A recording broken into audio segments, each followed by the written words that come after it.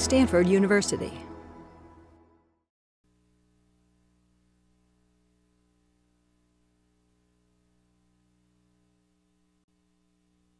About technologies that inspire creative action, and that's next week. Today I'd like to introduce Susan Wyche. Susan is a Computing Innovation Fellow at Virginia Tech and part of the Human-Computer Interaction Center, and is also a graduate of the HCC Human-Centered Computing program at Georgia Tech, which is also my alma mater. And Susan, you can take it away. Thank you, Stephen. So again, hi, I'm Susan Wyche, and I'm a Computing Innovation Fellow in Virginia Tech's Department of Computer Science. It's wonderful to be here today, and thank you for coming to my talk. Today I'm going to talk about work that builds on, but is largely separate from my dissertation work examining religion and computing. Two of these projects are complete, and one is ongoing. And they all focus on this idea of transnational design, or exploring how the meaning users give to technology changes across geographical and cultural boundaries, and understanding how those different meanings shape technology development. So before I begin, I want to briefly touch on who I am and how my experiences shape the work I do. My background is in industrial design. I graduated from Carnegie Mellon School of Design in 1998. And after that, I moved to Toledo, Ohio, where I designed glassware for a company called Libby for 2 years. Odds are the glasses in your kitchen or the kitchen cabinets or the ones you drink out of when going out to dinner were manufactured by Libby. And although I love watching things originate in my sketchbook, become mass-produced, and end up on store shelves around the world, my job felt kind of limiting, and I returned to school. But there were aspects of this experience that shaped my research and that are important in HCI. One is this desire to understand how artifacts are used in real-world settings. Two, understanding that users' interpretations of artifacts vary greatly across geographical and cultural boundaries. For example, these are glasses I designed. They were designed in response to American users' desires to have everyday drinking glasses that were large or could hold more liquid. But a few years ago, when I was traveling in the south of France, I was very surprised to see these glasses in a friend's home and were being used for a very different purpose. Rather than using them to drink out of, they were using them as a vase to hold flowers. So although these glasses were manufactured for users in the United States, they were distributed all over the world and used for purposes I, as the designer, had not anticipated. And if the meaning given to an artifact as mundane as a drinking glass varies so much between the United States and France, it's likely happening with other forms of technology too. After all, technologies such as mobile phones, social networking sites, and the internet permit crossing between geographical and cultural borders, generating hybrid use practices and identities. However, HCI research tends to focus on local, place-based scenarios, overlooking the new forms of interconnectedness resulting from flows of artifacts, people, and information from one part of the world to another, particularly from developed countries to developing countries. And it's this interconnectedness and its implications for HCI that I'll talk about today. And scholars outside of computing disciplines recognize the value of understanding technology use outside of a single culture or country. But unlike the researchers in this area, I'm interested in using this knowledge, the knowledge gained from understanding technology use in a transnational context, to critique some of the dominant visions of technology's futures and to suggest alternative ways to design future technologies.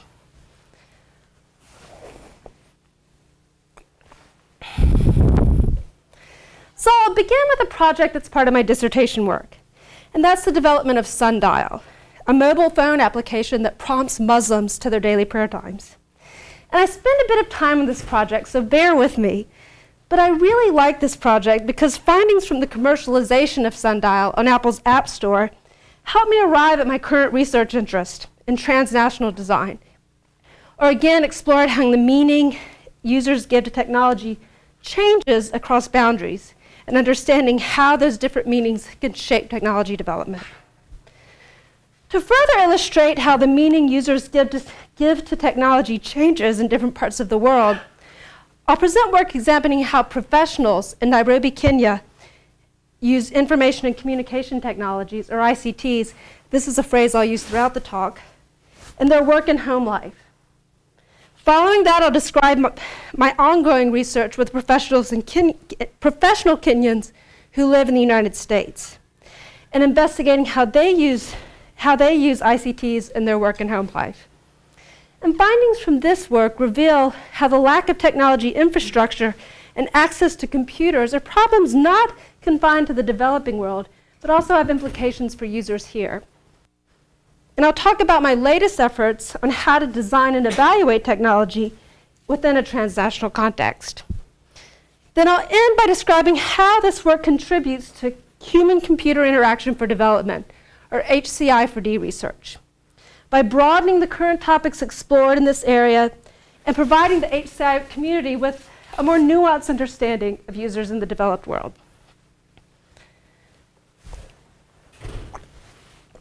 So my dissertation work focused on a pretty unusual topic, at least within computer science disciplines, and that was religion and technology.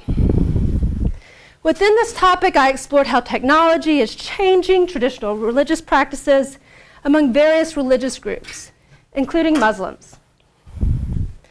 My work examining Muslims and computing led to the development of a novel mobile phone application called Sundial that prompts Muslims to their 5 daily prayer times. And exploring this user group in a practice that has largely been overlooked in HCI inspired me to explore how the meanings given to computer applications and devices change across cultural and geographical boundaries.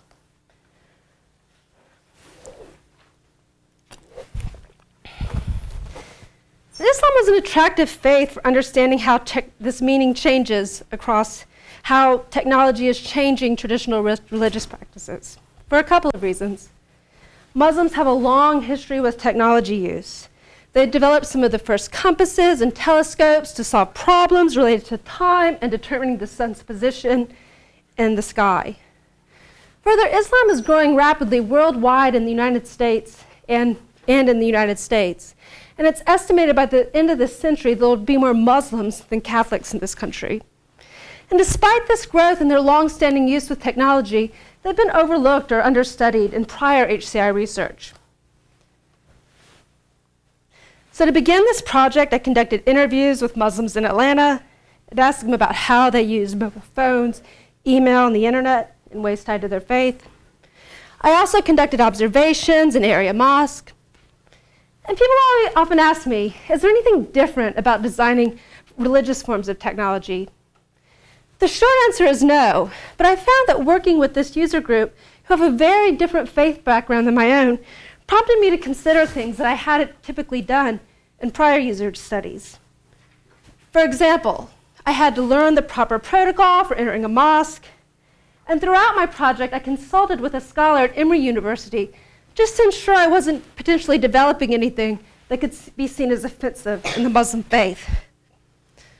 After this formative research, we saw an opportunity to develop technology that supports Islamic prayer practices, known as Salat. Salat. And a quick background about this practice. Muslims differ widely in terms of their traditions and their tradition and schools of thought. But one thing that remains consistent among all is an adherence to the 5 pillars of Islam. These are things Muslims are expected to fulfill during their lifetime. And one of these is performing 5 ritual prayers a day, known as Salat. The exact times these prayers take place is determined by the sun's location and the worshipper's geographic location. The sun's location and the worshipper's geographic location. Consequently, they differ day to day and from place to place. Many Muslims rely on paper prayer charts or certain internet sites to know the times to pray. But there are times they don't have the paper charts with them or don't have access to the internet.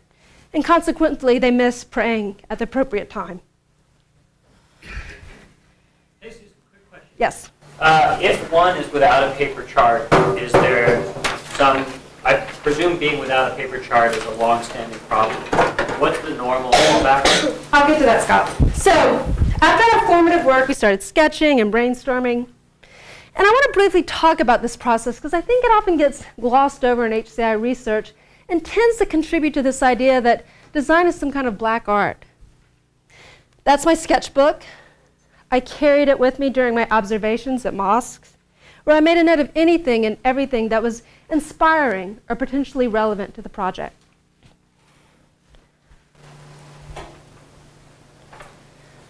Following a couple of brainstorming sessions with my collaborators, I translated these rough sketches in my notebook into more refined drawings, and those are what you see here.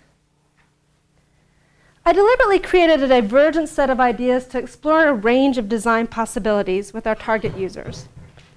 These ideas were all over the place, but they were all things that we could build with our available resources and available time. For example, there was this ambient orb type device that glows when it was time to pray and would tilt in the direction of Mecca. Others were relatively simple, like reappropriating the speakers at Georgia Tech for the azan, or the Muslim call to prayer. And I found in my research that these rough, almost cartoonish drawings are an effective way to uncover information that's difficult to obtain through interviews and observations alone. And showing these drawings to users often points to even more design possibilities and gives me an understanding of the topic that understanding the topic and specifically how it relates to design in a way that other approaches can't. So to get users' feedback, I put these sketches in a workbook or a concept booklet, or what you could even call a design workbook, and presented them to a dozen Muslims for feedback. And after reviewing users' feedback, it became clear that one idea had more potential than the others. And like I previously mentioned, the sun's location and the worshipper's geographic position determine when an Islamic prayer time occurs. Times vary from day to day and place to place, and consequently, people forget. And this comes back to Scott's question. So one way that, and interestingly, some participants told me they would look outside to the sky, the sun, to see where its position was to know when a prayer time was. But being in Atlanta, they often found that there were tall buildings, or being that many of them were graduate students, they were often in a room like this, and they couldn't necessarily see the sky or the sun. So I guess you could call this sort of our aha moment, because it was this concept we ultimately pursued and developed. And users really liked this idea. They told us they were familiar with other mobile phone systems, but none that depicted the sun's actual movement. And that's what our application did. It mimicked the sun's movement through the sky, and you can see screenshots of that up here. The sky's color changes as the sun moves from the right to the left side of the screen. We also used green circles to communicate the 5 solar positions that indicate salat times. A prayer time begins when the sun is enclosed in a green circle, and once the prayer begins, the screen flashes white, indicating that the exact time is occurring. And because of their significance, representations of mosques appear on drawings and in various commodities related to Islam, such as prayer rugs. So we made that a very central part of our interface.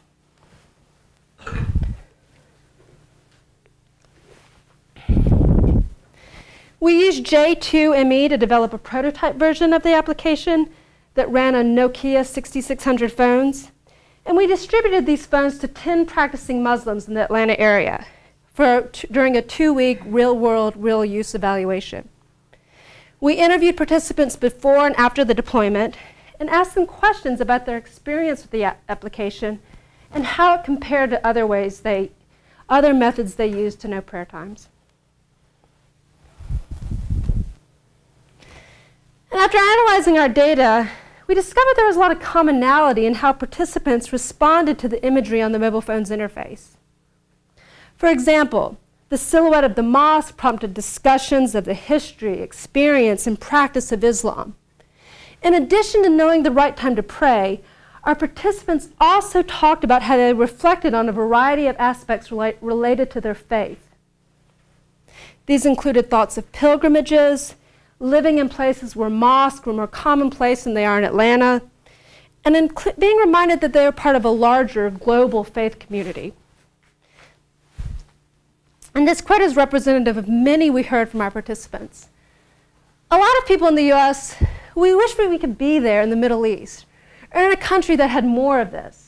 And the this is, of course, referring to the mosques and the other reminders that remind you that you're Muslim and of daily prayer times. Our findings suggested by evoking these reflections, Sundial provided more than functionality or a reminder to prayer times. It also appeared to contribute to users' religious experience by reminding them they were part of a larger global faith community. And this was interesting because a key thing we learned during our formative research was that Muslims in the United States, and particularly in southern states, sometimes feel marginalized or that their faith is misunderstood. Thus making it more important for them to be reminded that this prayer practice was something other Muslims were also engaging in. We published this work at CHI, but the designer in me didn't really feel like that completed the project. It wasn't going to feel complete until more than 10 people were using it. So last year, my collaborators and I created a startup company called Islam Tech to sell Sundial for Apple's iPhone. Sundial has been downloaded about 500 times, and we're just about to introduce a new version that addresses some of the bugs uncovered in our initial release. But the real value of releasing Sundial to a broader audience was it really got me thinking about the limitations of evaluating an application within a single country in a single cultural context. Because rather than being downloaded in countries where Muslims were the minority, we had almost just as many downloads in countries where Muslims are very much the majority.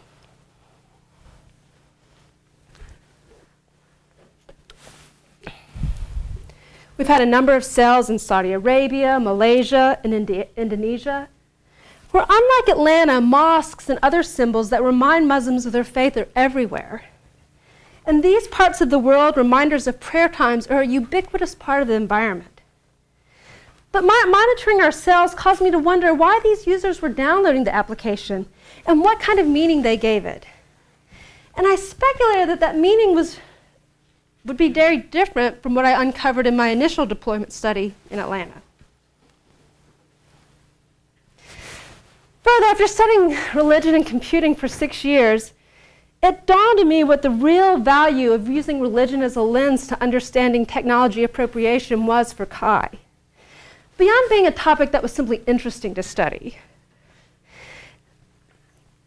As the Sundial download suggests, religion highlights how technology appropriation transcends geographic boundaries in ways that few other topics can. Because faith is something millions, if not billions of people across the globe share regardless of their geographic location. Religion provides a unique way to investigate the interconnectedness of ICTs and the people who use them. This work also motivates the current question I'm exploring in my research, and that how does the meaning given to computer applications change across cultural and geographic boundaries? And again, HCI research rarely accounts for how users' experience vary across cultural and geographical contexts. And as the community becomes more interested in developing technology for users in the developing world, it becomes imperative that we understand how users' experiences vary across cultures and possibly contradict some of the Western values and usage styles that are arguably embedded in the technology we developed. Prior research in HCI suggests there's a tendency for HCI researchers to assume users' experiences in one culture are similar to those in another culture. And my glassware example and the Sundial downloads suggest that this probably isn't the case.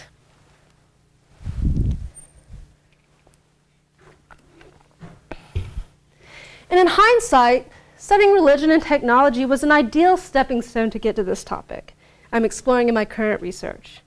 And again, that's this idea of transnational design.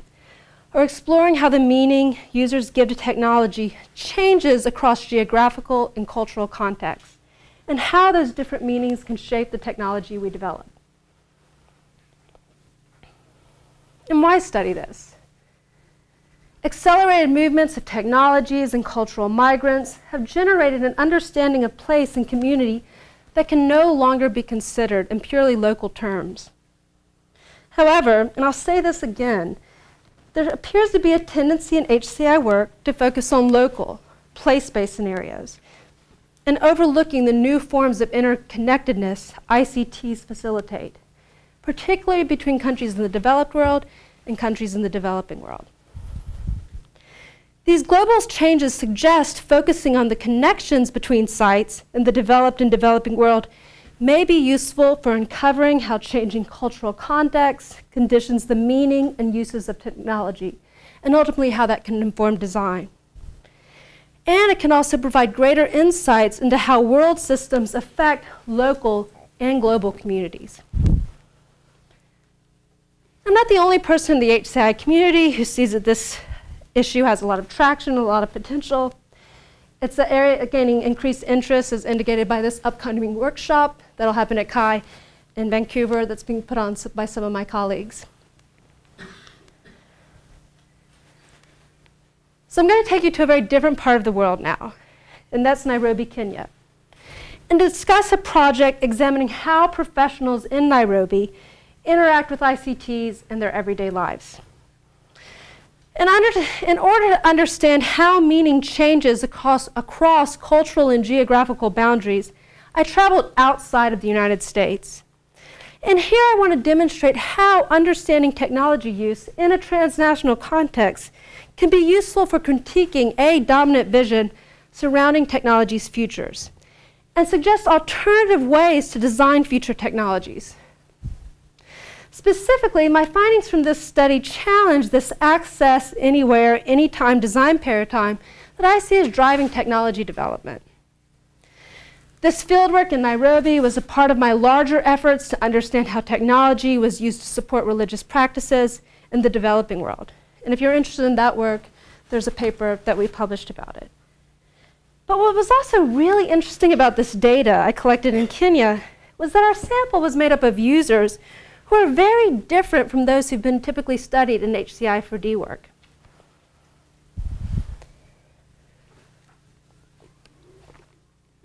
They were professionals. And that I mean they were teachers, small business owners, there was a graphic designer, IT developers.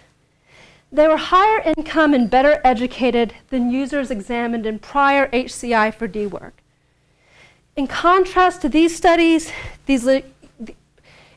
prior HCI 4D studies tend to focus on users in rural areas who are low income, with low educational levels, and people who don't have as broad a range of access to ICTs as the people we discovered. But in addition to having this access to a broad range of ICTs, they're also using it in ways to connect themselves with people in the developed world, in the United States and parts of Europe. And because of this, these individuals provided me with an ideal entry point for investigating how ICTs, such as email, connect people in different parts of the world, and to uncover the meaning users give to technology, and uncover how this meaning changes across different geographical and cultural contexts. And again, this research took place in Nairobi, Kenya, which is an incredibly exciting place to be doing work right now. And I can't wait to go back there this summer. But there are a couple reasons it's a great place right now. This East African country is an open society, generally characterized by political stability and economic prosperity compared to some of its neighboring countries. And that prosperity has helped to create a professional class that is largely concentrated in the country's capital, Nairobi. And again, it's members of this professional class who I'm interested in studying. To understand how the professionals were using technology, I lived in Nairobi for 6 weeks, and my collaborator Paul Aoki from Intel Research was there for 2. And because of this relatively short amount of time, I employed rapid ethnographic field methods This meant interviewing key informants, such as IT professionals, sometimes in their offices, but also in their homes. I conducted focus groups with computer science and design students at area universities. And during all these sessions, I asked participants to describe a typical day at work. I asked them to talk about how they used computers, email, mobile phones, the internet. I also asked them to imagine how they'd want to use technology in the future.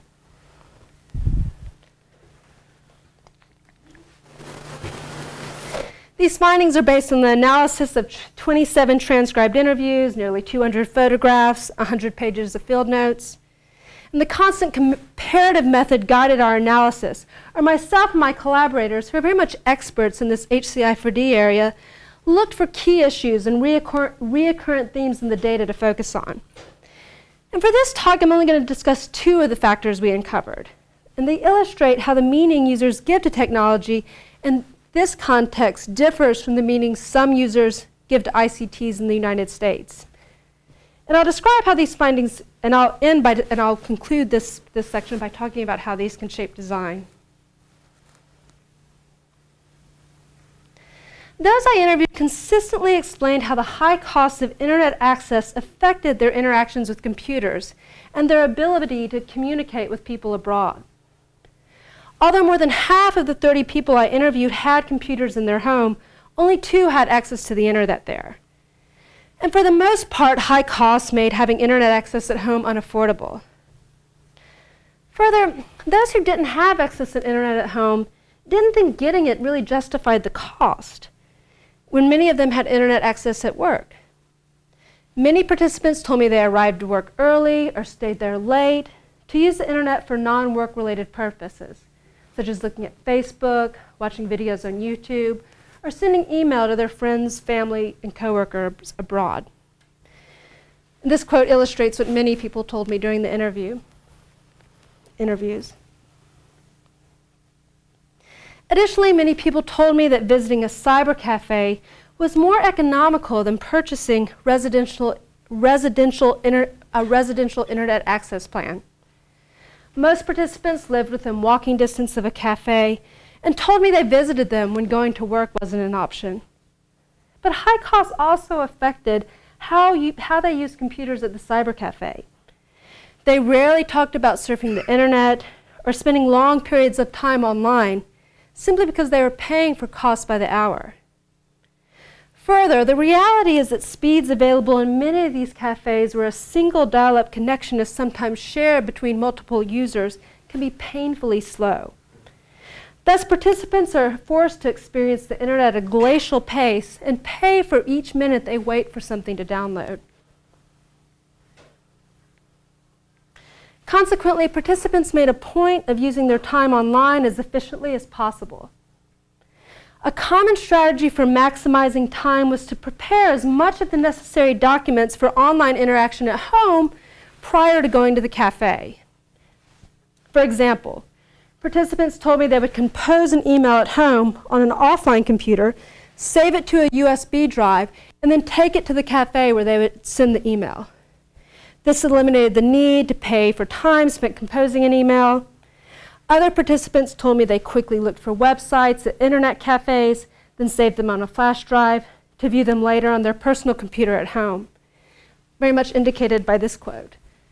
I think the flash disk is one of the best things to come out. It helps me to download as much as I can, as much info as I want, and then go home and analyze it. The second finding I'll discuss is one my collaborators and I decided to call different notions of responsiveness. And like the prior finding, this one also highlights what can be learned from studying technology in a transnational context, or looking at the interconnectedness between users in the developed and developing world. Designers of collaborative systems typically assume that communication occurs between individuals and groups with similar internet speeds and connectivity. But when you examine technology use outside of an infrastructure-rich country like the United States, it becomes very clear that this is not always the case. And again, this comes back to a key theme of my talk, and that's this need to understand how users' experiences with technology differ across different contexts. Those I interviewed who regularly received email from coworkers in countries with widely available and high-speed broadband connections told me their lack of constant internet connectivity affected how quickly they could respond to emails sent from users in the developed world. And an employee of a multinational NGO told me this story. This week I was working at home, and I missed email. I had 174 messages from London, from Washington, D.C. And I have to reply and send things. I don't have the internet at home. I can't respond to emails as quickly as they can. And of course, the they is referring to people in developed countries.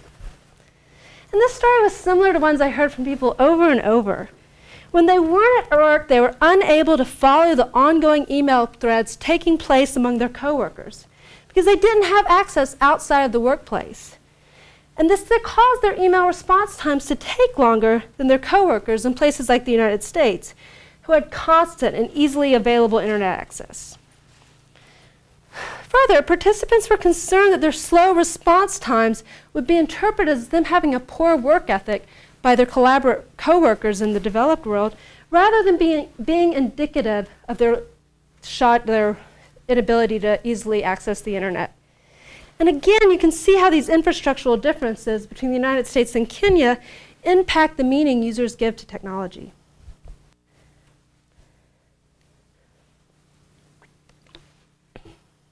So the main contribution of this work is not so much in covering these factors. I think they're sort of understood within the CHI community. But what the real contribution is how we use them to critique this dominant vision shaping technology's future, and to suggest alternative ways we can design future technologies. For example, it became very clear that this access, anywhere, and anytime design paradigm that drives technology design in countries like the United States is not always possible in other parts of the world.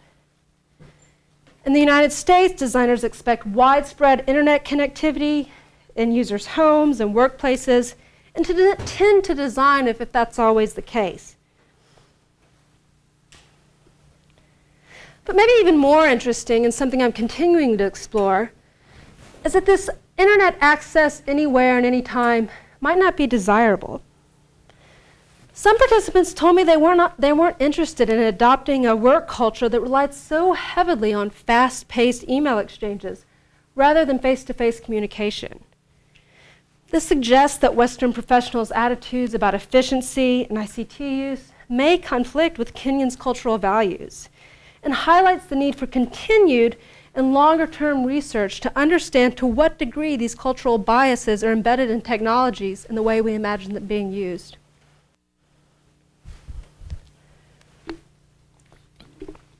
We use this finding to suggest a new interaction style that we see as being almost the opposite of how technologies are designed for in more developing contexts.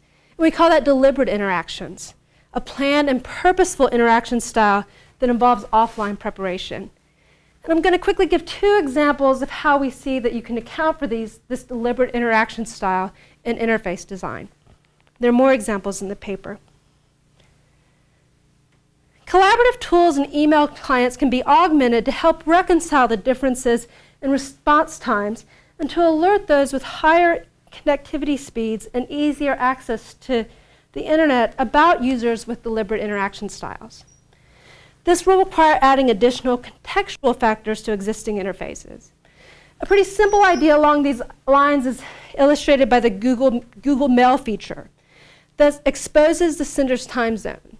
You could easily imagine creating a similar feature that shows whether or not a person has access to the internet and how good that access and bandwidth is. Another example. Email clients could maintain data on indicators such as how promptly users respond to email, the time distribution that a computer has network connectivity, or the quality of the internet connection over which email has recently been downloaded. This data could be shared with users in other locations in various ways, such as through visualizations of users' response times or internet connectivity.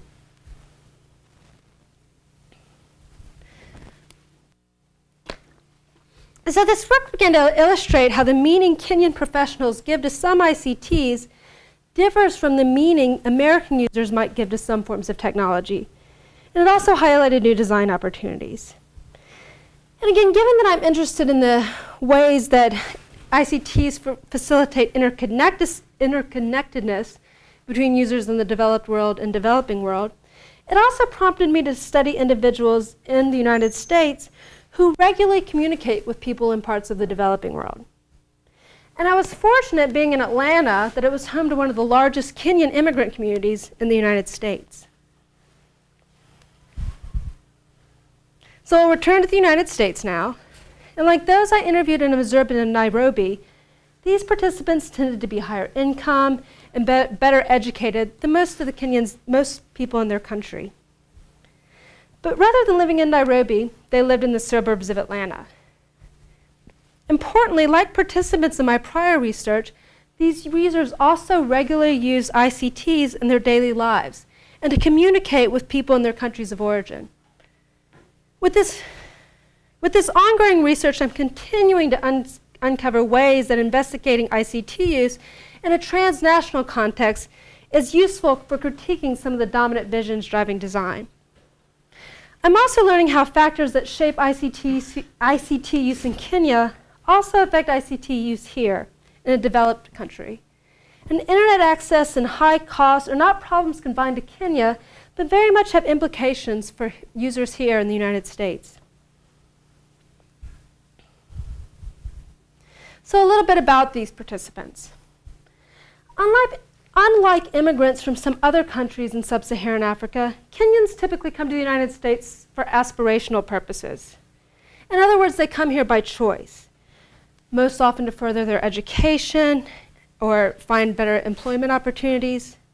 And they actively use ICTs to maintain ties with their family members and coworkers at home. This user group provided me with an excellent entry point for exploring how the meaning users give to technology changes across different boundaries. Participants in this study differed along various dimensions, but they were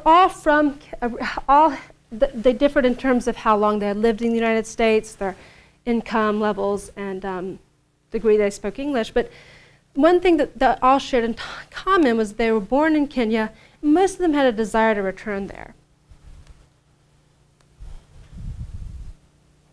And coming back to an earlier point I made in this talk, the participants in this study were members of a Kenyan immigrant church in Atlanta. You can see that in the picture here. And this is where I interviewed them and observations took place. But again, focusing on these churches really highlights how religion is a very unique way to investigate the interconnectedness of people and also technology. Much of this data was collected in Atlanta, and I'm continuing to conduct interviews with Kenyan immigrants and immigrants from other countries in sub-Saharan Africa. There aren't nearly as many Kenyan immigrants living in Southwest Virginia compared to the Atlanta area. But like in my prior study, I asked participants about the differences between technology here and their home country. I also asked what, if anything, they've had to get used to once they've moved here. This question always generates interesting responses. And nearly every participant talks about how they must become accustomed to checking their email more often once they move to the United States. So these findings I'm presenting are early, and I'm still in the process of analyzing this data. But I'm beginning to understand how these factors shaping technology use in Nairobi also impact users living in the United States. And I'm going to talk about two of these factors and their implications for HCI. In addition to these factors, I'm uncovering other challenges that African immigrants face when communicating with people at home. Keeping track of differences in time zones, and that becomes particularly problematic when daylight savings occurs. Different cost structures between here and their countries of origin, and the obviously lack of infrastructure in some of the more rural parts of the countries they're from. And there are little things, such as the frustration that comes with having to dial in multiple numbers and access codes when using the calling card to call home, like you see here. And very much like the Sundial project, I'm sketching in order to understand and explore how these themes emerging in my data translate into new technology ideas. It's just a snapshot from my office wall. So like the professionals in Nairobi, immigrants in Atlanta were also reluctant to exchange large files with people overseas due to high costs and issues with bandwidth. An example. So participants often took pictures documenting their life in the United States, such as photos of children graduating from school, purchasing a new car or home. And although they really wanted to share these experiences with their friends and family at home, in their home country, and they always call it home, even though they're currently in the United States, they knew the slow download speeds would frustrate those with limited internet connectivity. Participants also told me sending pictures online would mean those on the receiving end would have to spend more money at the cyber cafe waiting for the images to download. Thus, rather than relying on the internet to exchange pictures with friends and family abroad, participants sent photos via postal mail, or even more often, they figured out who in their church was going back to Kenya and gave that person a CD or a package with pictures to take. And this quote nicely illustrates that. That's how we do it. I can put these in the envelope and send them, and I find it much easier. You know why? In my country, the internet is so expensive, and to send and receive things you pay. And I probed, and I wanted to understand more about why this form of exchange, I want to understand other reasons this form of exchange was prioritized over digital forms. And surprisingly, participants told me over and over again it was convenient. And this struck me because a dominant theme underlying technology development is its role in making life easier or more convenient. And given that the internet is vastly slower in Kenya than in most parts of the United States, asking a friend to take pictures when they returned home was a more convenient way than asking them to download them off the internet. But also, participants appeared to enjoy the personal touch that came with sending pictures of with a friend or acquaintance home, and this feeling they really didn't feel could be replicated online. So what I see is the implications of this in terms of technology development. Following my fieldwork examining professionals in Nairobi, I learned that this access anywhere, anytime design paradigm isn't always applicable. And again, by looking at communication in a transnational context, I continue to find information that challenges, I think, some widespread ideas about how to develop technology. And in this case, it's that new forms of technology don't always replace old ones. In the Kai communities, there's this sense that digital photography and online forms of sharing replace analog ways of doing these things. My research suggests that's not always the case.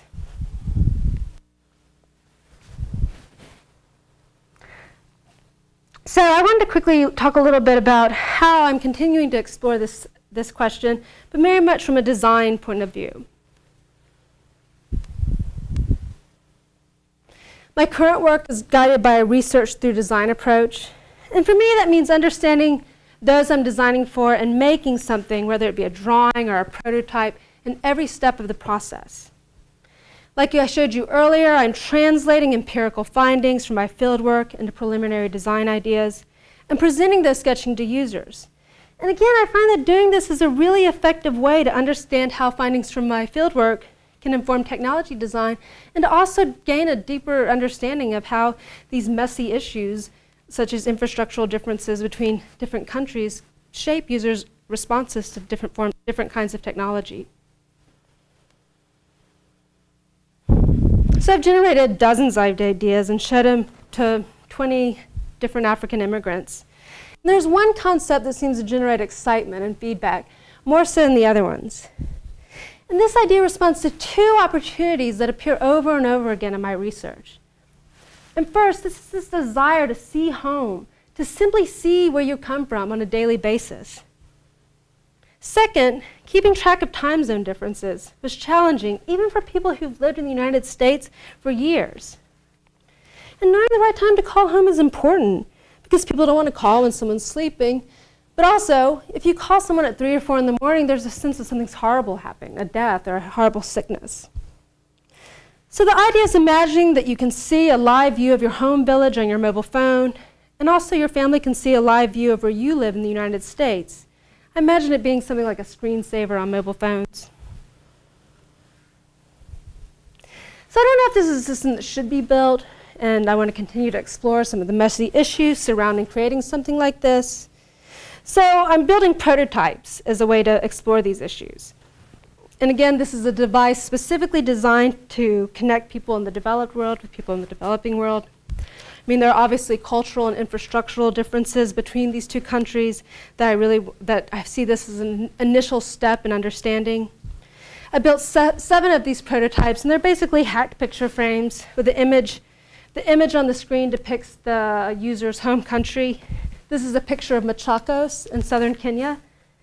The clock indicates the current time in Machakos, and the image changes to mimic how the sky changes. So at midnight, the sky is dark. So I've deployed these in people's homes living in Southwest Virginia. In the summer, I'll return to Kenya to deploy a similar device with their family members. This device will likely have an image of Roanoke, Virginia, because that's where many of the people I'm working with live. I mean, another benefit of studying technology in a transnational context is the people I've worked with in the United States have given me an open invitation to their homes in Kenya.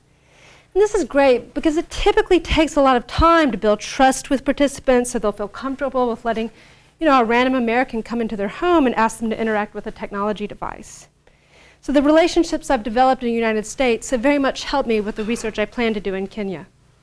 And hopefully the next time you see me, I can discuss some of the findings from this work. So I presented a lot of information today. But there are 3 things I hope you take away from this talk that illustrate how examining ICT use in a transnational context can contribute to HCI4D work. Studying professional Kenyans with family members living in the United States provided me with the opportunity to study how people are already using ICTs in the developed world. And understanding how these users interact with ICTs can provide insights into the needs that a broader range of users may encounter as the internet and other forms of technology become more widespread in these countries. In my work, I'm less interested in investigating the United States and Kenya as if they were isolated from one another. Instead, I'm interested in the ways ICTs create linkages between these countries. Prior HCI4D research tends to create this here versus there dichotomy that I think restricts our understanding of how limited access to technology are not local issues, but have a global impact. In other words, the technology and infrastructure access to computers are very much problems that affect people here in the United States. Finally, I see parallels between this work and Bill Gaver's recent explorations into designing for older adults. Bill and his colleagues developed the Prayer Companion, and that's a picture of it up there. It's a device created for a group of elderly cloistered nuns. Importantly, they did not build this device for older people in general. They built it for a group of people who are nuns who also happen to be old. Rather than focusing on disability, memory loss, or the other unpleasant changes that come with aging, Gaver's focus on spirituality provided the HCI community with another dimension of aging, one that's been less explored in technology design. And there's a lesson this approach has for how the community understands users in parts of the developing world. Specifically, my focus on everyday communications between users in Kenya and the United States presents the community with a more holistic or multi-dimensional understanding of users in the developing world, one that's less focused on things like illiteracy and poverty. So to summarize what I've talked about today, I began by talking about sundial and how the understandings gained from the commercialization of this application highlight how religion's a useful lens for understanding technology appropriation, while highlighting how it transcends geographical boundaries in ways that there's some topics, but in ways that other topics can't quite do as well. Second, and something that I see is very much related to this first point, is I've described how examining technology use in a transnational context can contribute contribute to HCI4D work. Through my work with professionals living in Nairobi and African immigrants in the United States, I really have to broaden the topics that are currently being discussed in this research area. So everything I presented here is very collaborative. I have a great group of collaborators, my colleagues at Georgia Tech and Paul Aoki and Intel Research. This project was largely funded by a grant from Intel, but is currently being funded by the CI Fellows Program, which is the CRA and NSF. So that concludes my talk, and thank you.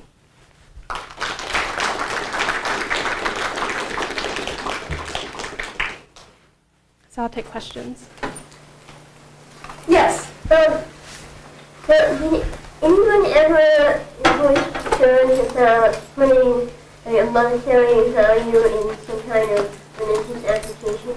So you're asking if someone has problems with putting a monetary value on religious applications? Selling it for money is something that you use in religion and then it costs. So that's a really good question. So again, she's asking me if there are issues with paying for a religious application.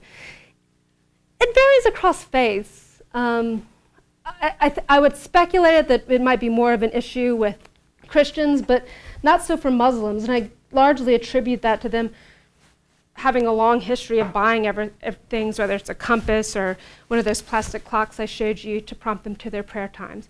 So I speculate that it might be more of an issue in Christianity, but in the work I've done with Muslims, it never really came up. But that's a good question. Morgan. So I really like the really nuanced and sometimes pretty unexpected results that you found by carefully studying this group.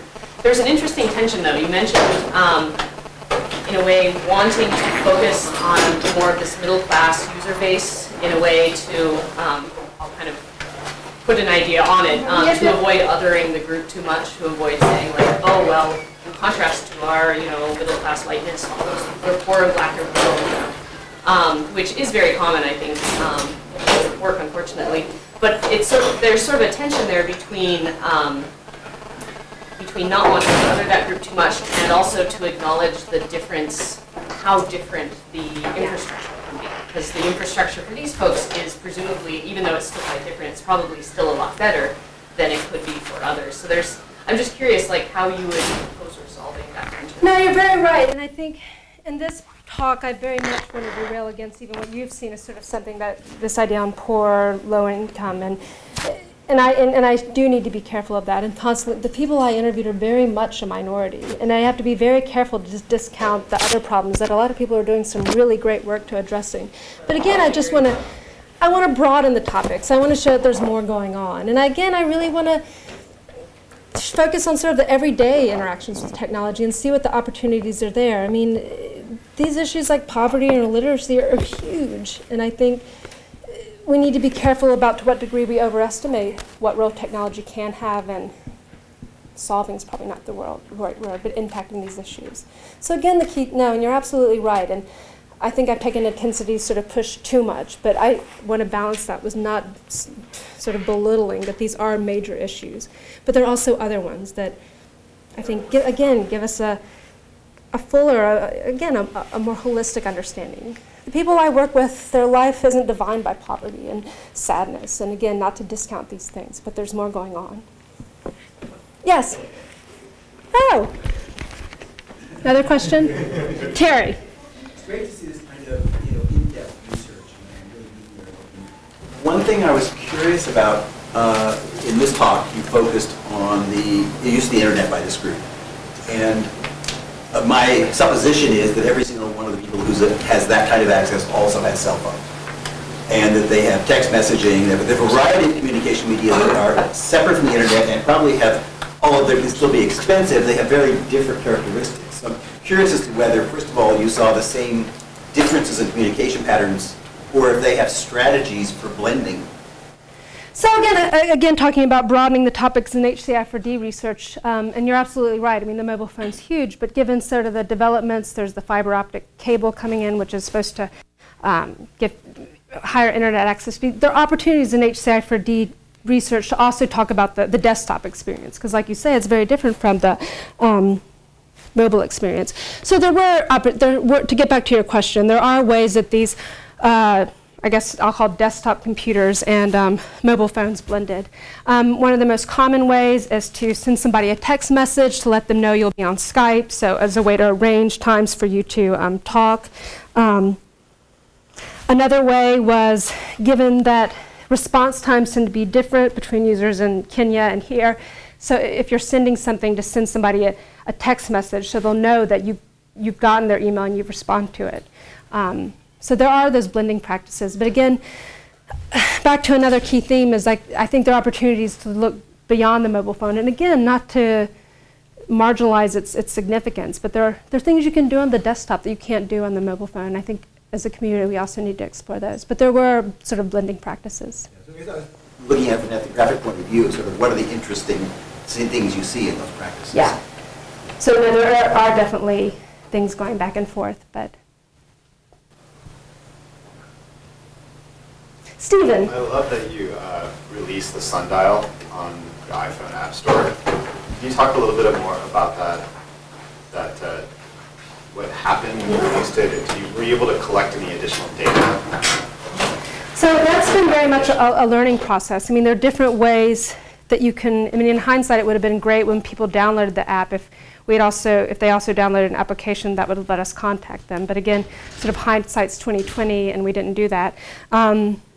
And that's why I'm hesitant to talk about it as a hard finding, but it's something that very much inspired the work I'm doing now.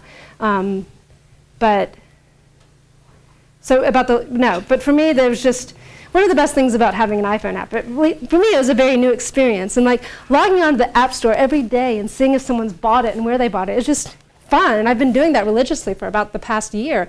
But I found it surprising. I mean, like I said, we developed this for people in the United States. It was very much grounded on their needs, in the sense that they were sort of marginalized, and it was helpful to connect them with a larger faith community. So it's very surprising when I see it, and I can't remember the numbers, but out of 500 sales, we've had a good 100 in like Saudi Arabia, Malaysia, and Indonesia. And again, it just really made me start thinking, and it would be an interesting research project to pursue. I'm not quite sure how I can pull that off right now, traveling around the Middle East in addition to wanting to travel to sub-Saharan Africa. But I think if we had known this was going to happen, we could have had ways to answer those questions more concretely. But right now, I'm just sort of relying on the information I can get from appfigures.com, which shows me what country it was downloaded.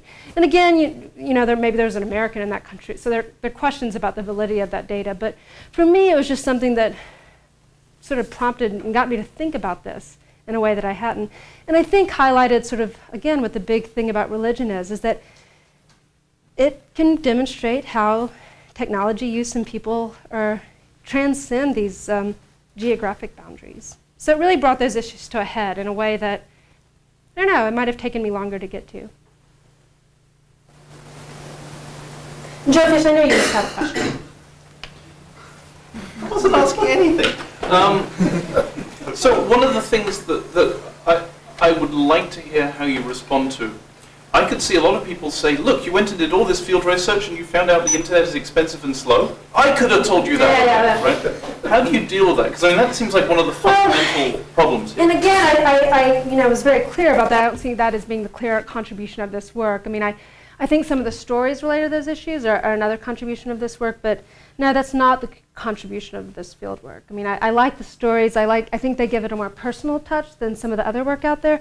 But again, the real contribution of that work isn't so much uncovering these factors. You're right, we know that. But taking it that step further, and how do we use them to sort of critique some of the themes that are driving technology development.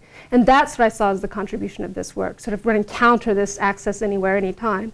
And even in the current work I'm doing, sort of, how can this uncovering these other factors also challenge this idea that technology always replaces new forms of there's sort of this technology replaces old ways of doing things. I mean, there's always this case that, I mean, I thought your two examples of the widgets for the Gmail widget and the email bandwidth widget, I wonder if those end up being new forms of othering, right? So you're like, oh, well, we can't really deal with them because we don't have real internet. Yeah, right? No, that's again, I think very much like Morgan's question, I think that's a real thing I struggle with this in the work. I mean, is starting to develop these things, is that a way to sort of, yeah, make them other, and it also is it a way to indicate that there's something wrong about how they're doing things, and they need, so again, but I mean, that's what makes this research area so fun, but also very complicated right now. I believe that based on the work that you're doing, it seems that one reading of it would be that there is this inevitable trajectory, which eventually they will, I know I'm saying that eventually you'll go to Kenya and you'll have 24-hour all-you-can-eat internet, you know. I'd like to not have it be that way. I'd like to at least just have some discussions on whether that's that way. I really have problems with thinking that technology will be appropriate, that there is sort of this one story and it'll mimic ours. I mean, that's already not the case. I mean, my first experience on the computer with the internet was on a computer. A lot of people I've interviewed, their first experience is a mobile phone. So it's not, that trajectory is not happening. And I think we need to continue to explore how it's not going to happen. And again, like, if it's desirable. And I don't know if I'll be able to stop it, or, I mean, that's sort of, but for me, having a discourse about it seems like worthwhile. Terry again. First question, which is, the wonderful thing about ethnographic research is that by going in depth, you'll be surprised by things which the outside observer wouldn't have thought of. So if you said to Joe Fish, you know, you're a researcher in communications, tell me what you think will happen if internet is expensive, irregular, et cetera, what do you think will happen? Well, let me throw away all of the answers that fit what you found, and tell me what the answer, some interesting things you discovered that he wouldn't have thought of. So let me answer two things. First, I'm very reluctant to call this ethnographic work. I don't identify as an ethnographer. I went to Kenya for 6 weeks, and all my work was very much focused on technology. I mean, if anything, I'll call it qualitative, design-oriented fieldwork, but that's another discussion. I don't know, but so one thing I do very much borrow from ethnographic ways of doing research is that I'm not very good at judging or figuring out what's going to happen next. I think that's the real beauty of doing this work, is being open to these surprises and finding things. Based on accounts of what I've heard, things are, I mean, there's more access to technology than there was when I was there 2 years ago. So there is this sense that it is sort of taking this, it's getting more and more and mimicking what we were seeing here, but then things are going to be different. I mean, you can't go to a coffee shop in Nairobi and sit out with your laptop and start looking at your iPhone, because you're going to be afraid that someone's going to steal it. So there are factors that we're not going to be able to control that are going to shape adoption there. And again, talking about those. But I don't know. This work isn't about predicting the future. It's, again, creating a dialogue about where I see people in our community seeing that future going, and creating a more nuanced understanding of it. I'll do Jeff first. Okay, thanks. So I really find it interesting, your discussions across these different areas. And one thing that occurred to me is riffing a bit off of Joe Fish as well. The discussions in Kenya seem to involve a lot of things involving either economics or technological infrastructure. And I think there's interesting questions that tie in with those, but also to do with, like, you know, cultural things. Like your first example was very specific to a religious cultural practice. So I guess the question would be, if you were going to go somewhere else in the world, perhaps with similar economic and technological infrastructure conditions, but you'd expect to see interesting differences in cultural practices, where would you go and why?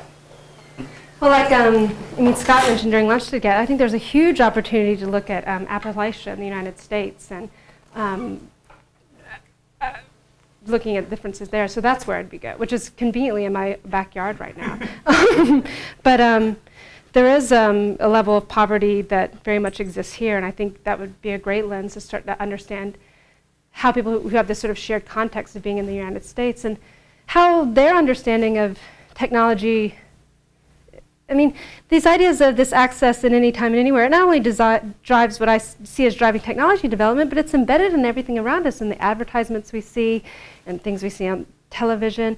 So I think it'd be great to see people who might be, and I don't know, might be who don't live that way, who don't have a smartphone, who aren't always online, how they sort of navigate technology. So I'd go half hour from where I am now, rural Appalachia, Virginia. But I want to go back to Kenya right now. Scott. So I wanted to push back a little bit on your claim that the HCI community monolithically believes that new technologies replace old. Mm-hmm.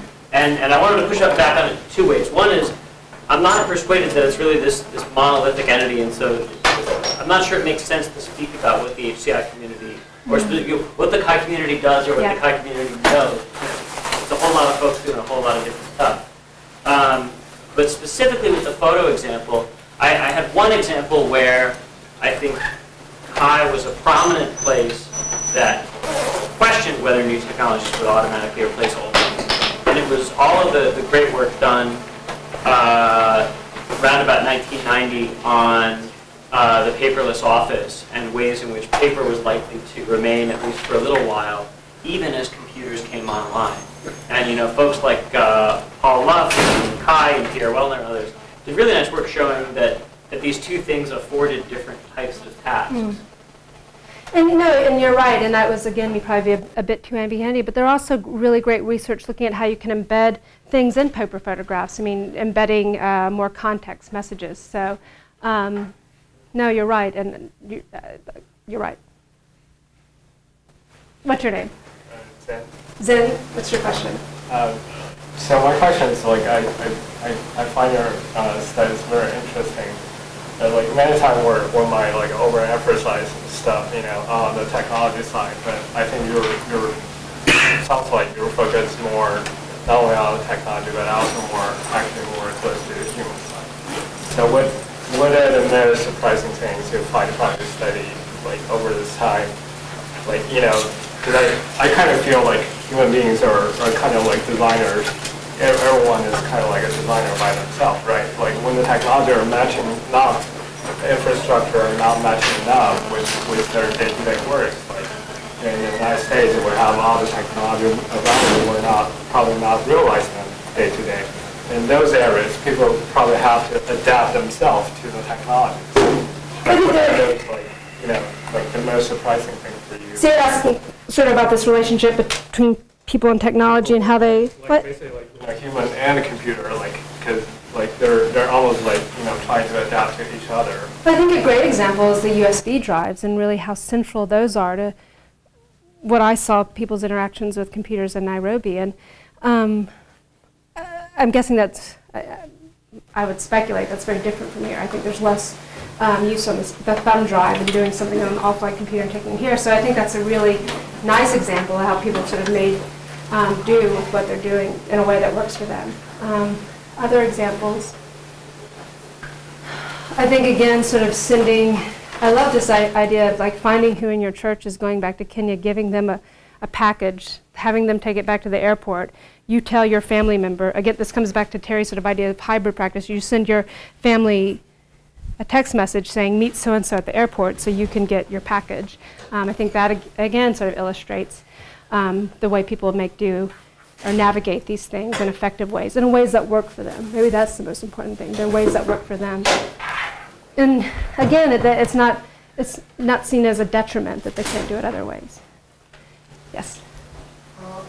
Could you comment on, let's say, the dark side of technology? Because most of the time, people just comment on the bright side of it. And mainly in those poor countries, they are under huge pressure to buy new stuff for education, for the health system. And this technology might divert precious resources from bread and butter, day-to-day teachers, doctors, and so on.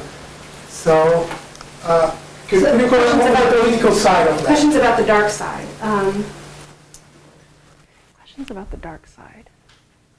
One thing that first initially comes to mind is, and again, this comes back to why I think it's important to look at technology use in this transnational context, is what we can learn from how people in developing countries are using technology to sort of rail against sort of the darker things that have happened here, such as sustainability. I mean, here it's very much buy the new iPad, buy the new iPhone, get rid of the other one.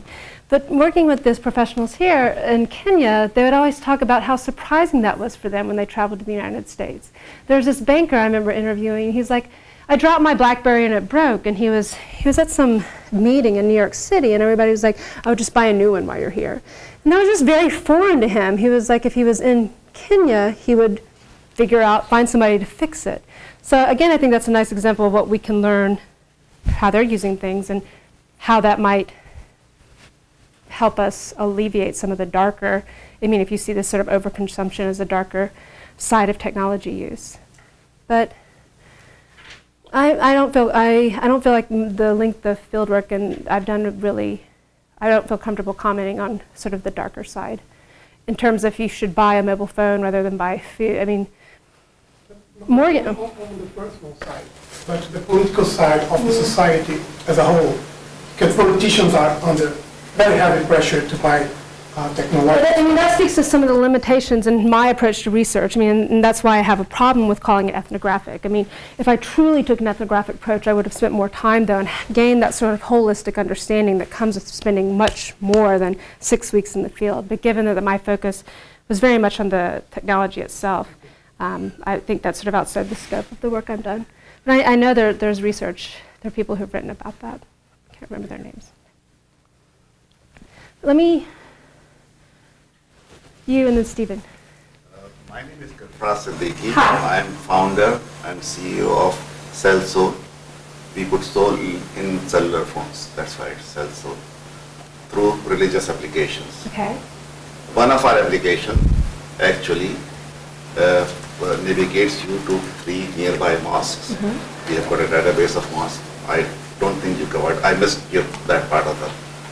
But anyway. The cost of internet, you said that for Muslims it doesn't matter.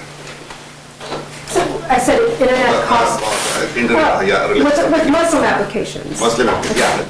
Actually, I would tell you my own experience about this.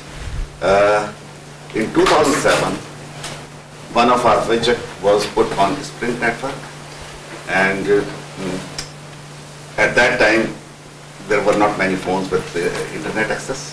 So, and I asked people that will you be able to pay $15 for the data plan just to get this facility? And people said, no, this is too much. And actually then I pulled back that widget from the Sprint network because I said, oh, people will be paying so much just for occasional use. And that they will think that I am making that much money. I was not making any money out of that anyway. So the cost does matter in this situation. No, you're right. And again, coming something else it's not just the cost, but it's what we as the developers do with the money. So given that this is a Muslim app, again, one of the 5 pillars of Islam is giving to the poor. So we see that as sort of an interesting thing to do with the money. So thank you for highlighting that cost is a factor. But coming back to your question, there are other issues. It's not just how much they pay, but then what we as the developers do with the money. And can religion shape that too? Do you have any experiences doing, any thoughts about that? About giving? Yeah, giving them, well, yeah. Well, and we're dealing with small sums of money. It's not like money we, okay, it's not. Maintaining that database of, we have the 1200 mosque database. And yeah, so we're seeing a very different context. I see, yeah, ours is very small scale. But no, thank you. Thank you for telling me that. Stephen. And Scott, did I answer your question or did it? Yep. Okay. So the general theme of your talk, talking about how it's difficult, in the sense that you're saying it's difficult to design for these things that are going on around the world in cultures that are different from us, and environment, sort of infrastructural issues that we don't typically consider. You know, this the philosophy of access at anywhere, anytime.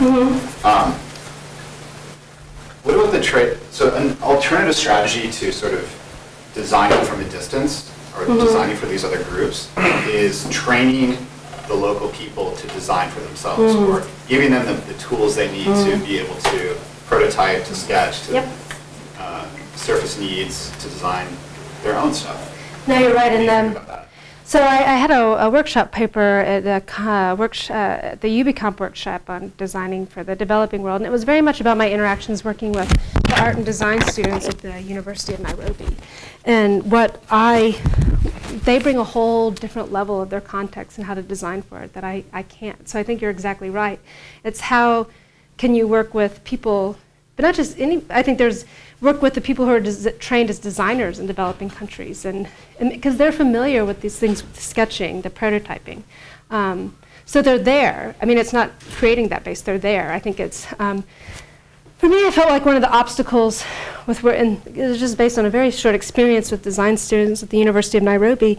It was convincing them that they did bring something new to the table that I couldn't. There's very much this sense that I come to the United States, I know about design. For me, being like, no, I'm not the expert in this, you are. I found that one of the biggest challenges. So I think you're absolutely right. It's creating that infrastructure there, but it's not just as simple as making that happen. There are also these issues that, and again, these were undergraduate students, convincing them that what they had to bring to the table was much more than I can, because they've lived there, they've lived through this.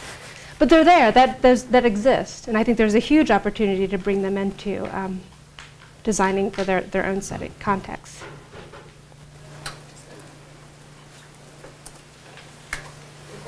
Any questions? Well, thank you. Thank you.